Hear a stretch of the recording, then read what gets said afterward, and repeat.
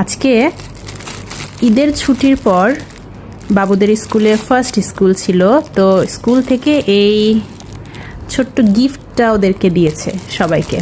তো সে বলছিল যে এটা নাকি সবার সাথে শেয়ার করতে চায় আপনাদের সাথে। তো চলেন দেখি, আমিও দেখিনি এটার ভিতরে কি আছে, দেখিও খুলুক কি আছে দেখি। মনে হচ্ছে চকলেট এই টাইপের জিনিসই হবে আর কি, ছোটো বাচ্চাদেরকে দিয়েছে।